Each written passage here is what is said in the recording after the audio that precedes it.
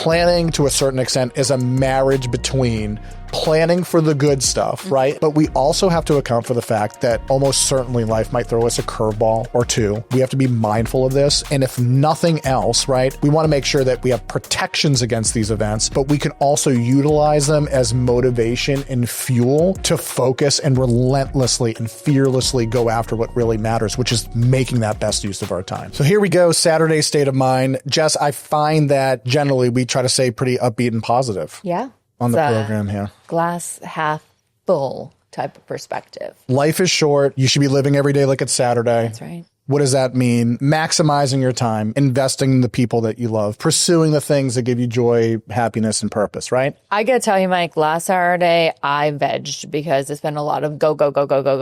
And it was actually nice not to have an agenda for that one Saturday. But yeah, Saturdays are filled with the time for you and the closest to you. Why do we espouse all this? We have this belief that time is your most valuable asset. Non-renewable. So what you do with your time matters. I think people get this. They're like, you know what? You're right. Life is short, carpe diem, that sort of deal. I'm motivated. So they rally behind it. And sometimes it's because there are things in their current day to day that they're trying to get away from, right? I don't like this commute. I don't like my boss. The culture at work has changed. I'd rather be seeing my little grandkids more. So they buy into the whole life is short, time is precious things because they're things that they're looking to get away from and to just go pursue that next chapter in their lives. Sure. But there's another reason that we say all of this about life is short and time is precious because it is.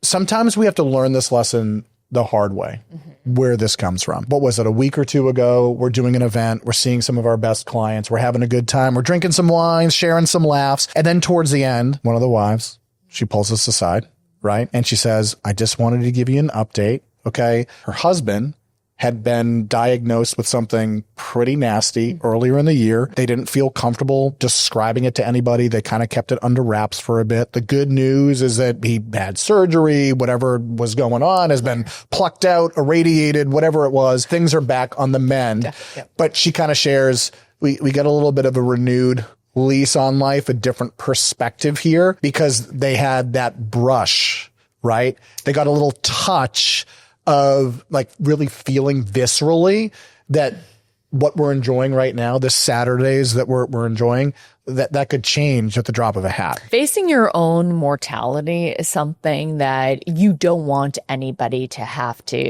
that like close call to make it like all click into place and realize it. Well, we get so complacent sometimes, right? And I don't really think it's our fault. You know, it's just routine going through like the steps and the motions every life. And I think it's that like Tim McGraw song, Live Like You Were Dying. Like, and in that song too, he talks about, you know, going on these like adventures and trips and like riding this bull and doing like all these great things. And like, I hope like you all have a chance to live like you're dying, to like, don't waste this life that you have in front of you. So for them, thank God that, you know, he is fine. But I think they also got this other gift besides of a clean bill of health. And that's like an other perspective of like, okay, what are we doing? Are our priorities really straight? Right. And it brings it all home. Sometimes it happens because of an event in your family. Maybe it's an aunt or an uncle that's grown ill. It hits closer to home when it's somebody your own age, right, whether it be a sibling, a friend, or a coworker. Someone younger than you. But I think what we're trying to do in part is make it so that you don't necessarily have to have one of those brush-ins to get it and to be dialed in, because we're not all going to get that brush in or dial in. And thank goodness. It's nice when that doesn't happen to us. Sure. I don't want everybody to get like an awful diagnosis or lose a sibling, but it's almost like I would love to impress that upon you. Right. Just for a moment, like touch you with that wand, give you like that vision, like of a possible future of what things could look like, and then just take it away. Isn't that literally the plot of A Christmas Carol? I don't want people to misinterpret what we're putting down here. This is not some kind of like depressing doom and gloom type stuff. Every human story ends. So the opportunity that we have is to write that story while we're here to enjoy it. I would like for everybody to enjoy every single Saturday to its maximum, the way that they would like. But sometimes, you know, what's the joke? If you want to make God laugh, tell them your plans. We just talked about that running with one of our clients. We actually just onboarded a new client couple. They're coming on board in part because their retirement plans took a humongous left turn when the husband got a diagnosis where there's going to be mental deterioration. Well ahead of schedule. When you hear about things like dementia and similar, you think 80-year-olds, 90-year-olds. I think this gentleman is in his late 50s. And so they had all these plans. They're taking a left turn. The years that they thought that they'd have to make additional income and pad their retirement nest egg, not going to happen. What is their retirement now going to look like? Is it going to be inside of doctor's offices? That poor wife, right? She loves her buddy, but she knows I'm not going to have the typical golf course and pickleball retirement. I've got to take care of this guy. And while he's still with it and he's got some faculty, we want to try to figure out the Saturday stuff because we still deserve to enjoy part of this before it gets more challenging. I guess what I'm trying to describe is that planning to a certain extent is a marriage between planning for the good stuff, right? And that's always at the front end. It's like the lure that's on the hook. You know, come on, talk to Arcadia, talk to an advisor so we can book all the bucket list stuff. But we also have to account for the fact that almost certainly life might throw us a curveball or two.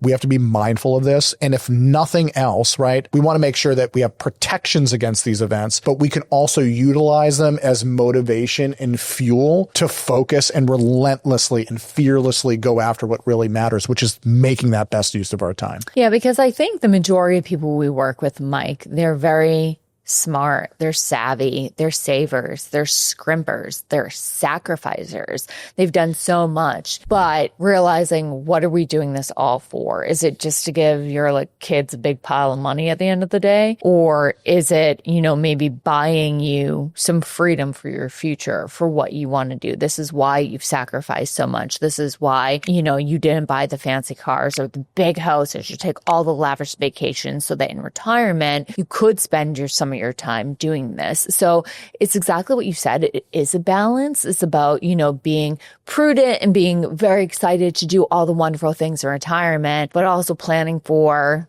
there will be hard times ahead. And how do you balance that? And you're not always just saving for tomorrow that might not come, but you're living a little bit for today. So what do you do with all this information? Imagine if we posed a question. An angel visits you in your dreams and tells you, Psst, Jess, you got a year left. If you got that kind of memo, what would you then do with your life? Would you drop a lot of what you're doing, what you're doing with your 9 to 5, with what things that you've got planned, what people you want to spend some time with? If the answer is yeah, I'd probably would change a lot. You've probably got a lot of planning work to do that goes well beyond the dollars and the cents.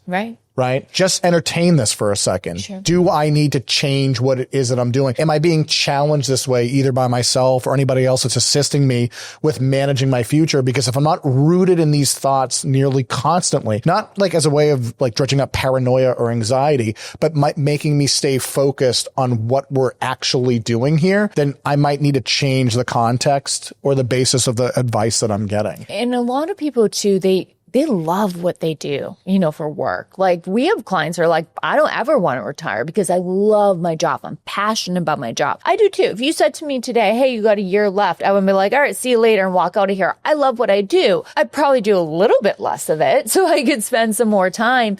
But if you told me, hey, Jess, you got 3 days left, then I'd probably go call all my loved ones, get together with them. And you just don't know how much time you have left. Is it 3 days? Is it 3 years? Is it 30 years? Who knows? But being able to really look and assess long and hard for your life, is this the way that you want to live it if today was your last day? So we just challenge you to marinate on some of this. If there's a way that we can help, reach out. We got links below describing how you can connect, or just like and subscribe. Check out some of our other videos. If you liked this video and it helped you, watch another one, and don't forget to hit subscribe.